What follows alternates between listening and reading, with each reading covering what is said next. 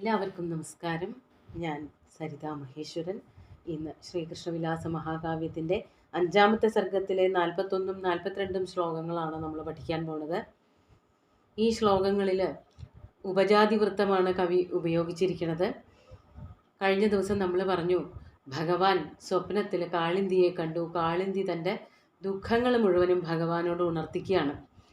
കാളിയൻ്റെ വാസം കാരണം കാളിന്തി നദി എല്ലാ മനോഹാരിതയും നഷ്ടപ്പെട്ട് വ്രജവാസികളായിട്ടുള്ള എല്ലാ ഗോപന്മാർക്കും മറ്റ് അവിടുത്തെ തദ്ദേശവാസികൾക്കൊക്കെ അഗമ്യയായി തീർന്നിരിക്കുന്നു എന്നാണ് കാളിന്തി നദി തന്നെ ഒരു ദേവതയുടെ രൂപം പൂണ്ട്, ഒരു മനുഷ്യ സ്ത്രീയുടെ രൂപം പൂണ്ട് ഭഗവാന്റെ സ്വപ്നത്തിൽ വന്ന് ഉണർത്തിച്ചത്.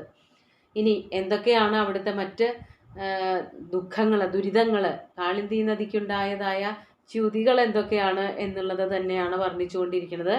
നമുക്ക് 41-ാമത്തെ ശ്ലോകം ആദ്യം നോക്കാം. വിഷോഷ്മണ തസ്യ ഭുജംഗമസ്യ പ്രസർപ്പതാപാവകദാരുണേന നിർദഗ്ധ തത്തദ്രുമമണ്ഡലാസ ശോച്യാമവസ്ഥാം യമുനാ ദധാതി. ആദ്യം പദച്ഛേദം നോക്കാം. ധാരാളമൊന്നുമില്ല എങ്കിലും വിഷോഷ്മണ തസ്യ ഭുജംഗമസ്യ പ്രസർപ്പത പാവകദാരുണേന നിർദഗ്ധ തത്തദ്രുമമണ്ഡല സാ ശോച്യാം അവസ്ഥാം യമുന ദധാതി. ഈ ശോച്യാം അവസ്ഥാം എന്നുള്ള ദിക്കിൽ മാത്രമേ പദച്ഛേദം ചെയ്യാനുള്ളൂ. ഇവിടെ കാളിന്തിയുടെ ഒരവസ്ഥ വളരെ അപ്രാപ്യയായി, ആരും അവിടേക്ക് വരണില്ല എന്നാണ് ദേവത തന്നെ പറഞ്ഞത്. ഇവിടെ എന്തുകൊണ്ടാണ് എന്നുള്ളത് വളരെ വ്യക്തമാക്കുകയാണ്. തസ്യ ഭുജംഗമസ്യ, ഭുജംഗമം എന്ന് പറഞ്ഞാൽ പാമ്പ് എന്ന് തന്നെയാണ് അർത്ഥം. ഭുജംഗമം എന്നൊക്കെ പറഞ്ഞാൽ പാമ്പാണ്. തസ്യ ഭുജംഗമസ്യ, ആ പാമ്പിൻ്റെ, അതായത് കാളിയൻ്റെ, പ്രസർപ്പത പാവകദാരുണേന വിഷോഷ്മണ. പ്രസർപ്പത എന്ന് പറഞ്ഞാൽ ദിക്കുകളിലൊക്കെ വ്യാപിക്കുന്നതായ, പാവകദാരുണേന വിഷോഷ്മണ, പാവകനെ പോലെ ദാരുണമായ, അഗ്നിയെപ്പോലെ അതിദാരുണമായിട്ടുള്ള, വളരെ ശക്തമായ, ദഹിപ്പിക്കാൻ കഴിവുള്ളതായ, ജ്വാല പോലെ തിളങ്ങുന്നതായ വിഷോഷ്മണ, വിഷച്ചൂടുകൊണ്ട്, വിഷജ്വാല കൊണ്ട് എന്താ സംഭവിക്കണത്? നിർദഗ്ധ തത്തദ്രുമമണ്ഡല സാ യമുന. നിർദഗ്ധം, നിശേഷേണ ദഗ്ധം, അതായത് യമുനാ നദിയുടെ ഒരു ഭാഗത്തും ഒരു പച്ചപ്പും കാണാനില്ല. യമുനാ നദിയുടെ തീരത്ത് ധാരാളം മരങ്ങളും വള്ളികളും ഒക്കെ ഉണ്ടായിരുന്നതാണ്. അപ്പോൾ വളരെ സുന്ദരിയായിട്ടിരുന്ന യമുന ഇപ്പോൾ കരിഞ്ഞുണങ്ങിയ തീരങ്ങളോട് കൂടിയിട്ടാണ് നിൽക്കുന്നത്. അതാണ് നിർദഗ്ധ തത്തദ്രുമമണ്ഡല. ദ്രുമാണാം മണ്ഡലം, ദ്രുമമണ്ഡലം, അതായത് മരങ്ങളുടെ കൂട്ടം. അപ്പോൾ അങ്ങനെയുള്ള ദഹിച്ചു പോയതായ, കത്തിക്കരിഞ്ഞുപോയ ഇലകളോടും കൊമ്പുകളോടും കൂടിയ മരങ്ങൾ, അങ്ങനെയുള്ള മരങ്ങളുള്ള തീരമുള്ള കാളിന്തി, അതാണ് പറയണത്. നിർദഗ്ധ തത്തദ്രുമമണ്ഡല സാ യമുന, അങ്ങനെയുള്ളതായ യമുന. മുൻപ് യമുന ഇങ്ങനെയൊന്നും ആയിരുന്നില്ല, അതുകൊണ്ടാണ് അത് എടുത്തു പറയേണ്ടി വരുന്നത്. സാ യമുന ശോച്യാം അവസ്ഥാം ദധാതി, ഇപ്പോഴൊക്കെ ആയിട്ട് വളരെ ശോചനീയമായിട്ടുള്ള അവസ്ഥയെയാണ് പ്രാപിച്ചിരിക്കുന്നത്. അതായത് വളരെ ശോച്യാവസ്ഥയിലാണ്. ആ യമുനയിലേക്ക് ആരും തന്നെ തിരിഞ്ഞു നോക്കുന്നില്ല. അതാണ് ഇനി അടുത്ത ശ്ലോകങ്ങളിലൊക്കെ കവി വർണ്ണിക്കുന്നത്. വളരെ സുന്ദരിയായിട്ട്, നല്ല തെളിഞ്ഞ വെള്ളമായിട്ട് ഒഴുകിക്കൊണ്ടിരുന്നൊരു നദിയായിരുന്നു.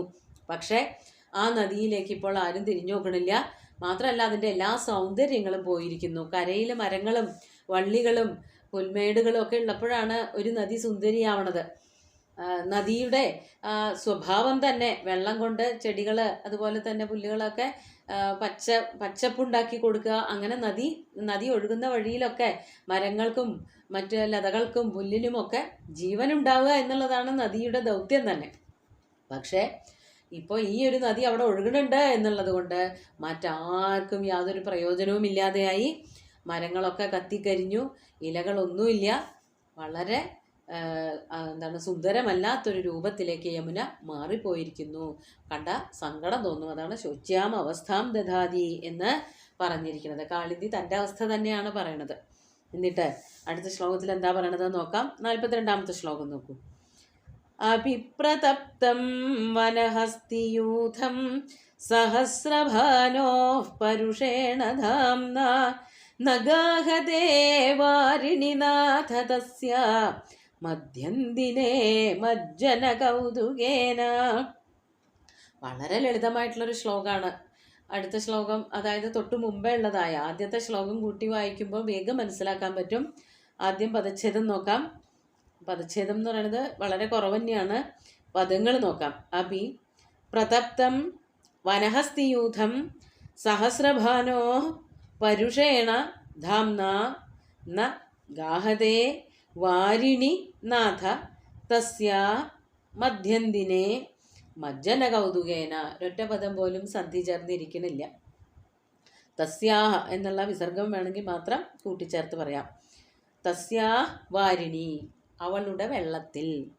അവളുടെ വെള്ളത്തിൻ്റെ ആ വിഷ സ്വഭാവം കാരണം അവിടേക്ക് ആരാണ് ആദ്യം വരുന്നില്ല എന്ന് കവി പറയണത്. വനഹസ്തിയൂഥം.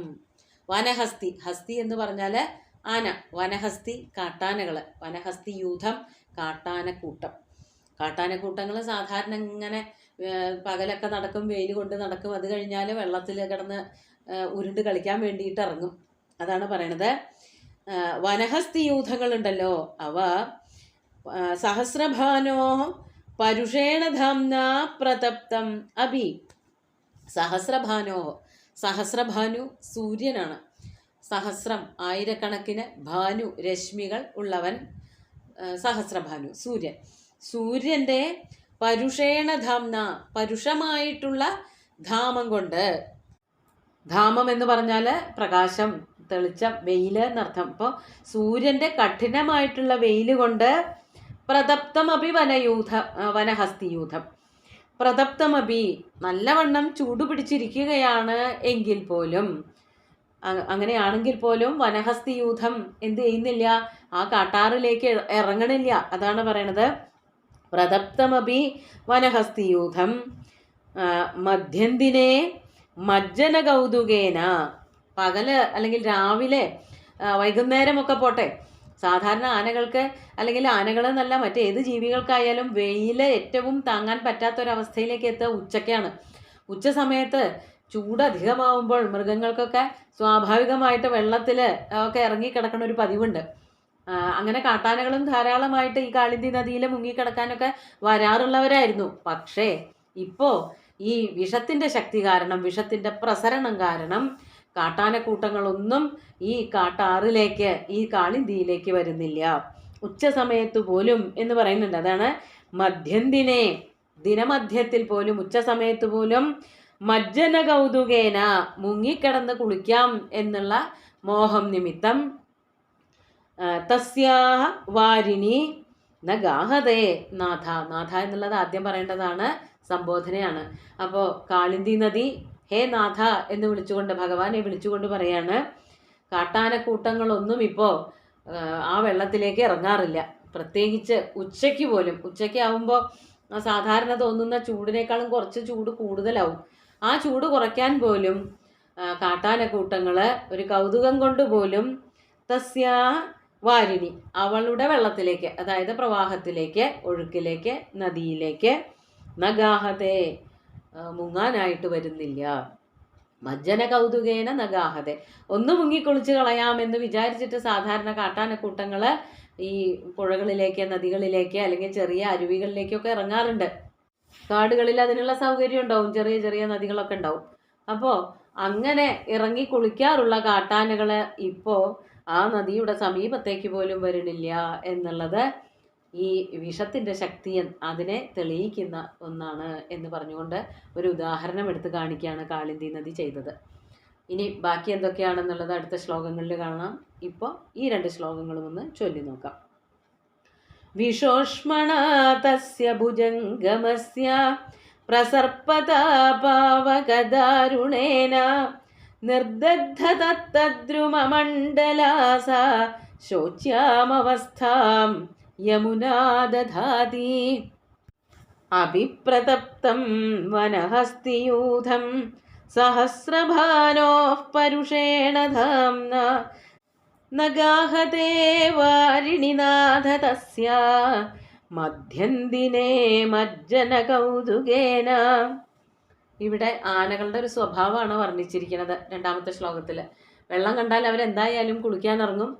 ചൂട് കൊണ്ട് മണ്ണിൽ കൂടെ, അതായത് ഭൂമിയിൽ കൂടെ കുറെ നടക്കുമെങ്കിലും പിന്നെ വെള്ളം കണ്ടാൽ കുളിക്കാനിറങ്ങും. അത് കഴിഞ്ഞ് നേരെ കയറി വന്ന് മണ്ണ് തന്നെയാണ് മേലേക്ക് ഇടുക എങ്കിലും അവർക്ക് കുളിക്കുക, വെള്ളത്തിലിറങ്ങി കുളിക്കുക എന്നുള്ളത് ഏറ്റവും സുഖം നൽകണ ഒരു പരിപാടി തന്നെയാണ്. അവർ കേളി തന്നെയാണ്. എന്നിട്ട് പോലും, അത്രയൊക്കെ താല്പര്യം ഉണ്ടായിട്ട് പോലും ഈ ആനകള് കാളിന്തിയിലെ ജനത്തിലേക്ക് തിരിഞ്ഞു നോക്കണ പോലും ഇല്ല. ഭഗവാനെ അതിൽ നിന്നൊക്കെ കാളിന്തി നദിയെ രക്ഷിക്കണേ എന്നാണ് പ്രാർത്ഥിക്കുന്നത്. സുന്ദരമായിട്ടുള്ള 2 ശ്ലോകങ്ങളും ഭഗവാന്റെ കാൽക്കൽ അർപ്പിച്ചുകൊണ്ട് ഗുരുവായൂരപ്പനെ സാഷ്ടാംഗം നമസ്കരിച്ചുകൊണ്ട് എല്ലാവർക്കും ശുഭദിനം നേർന്ന് നിർത്തട്ടെ. നന്ദി.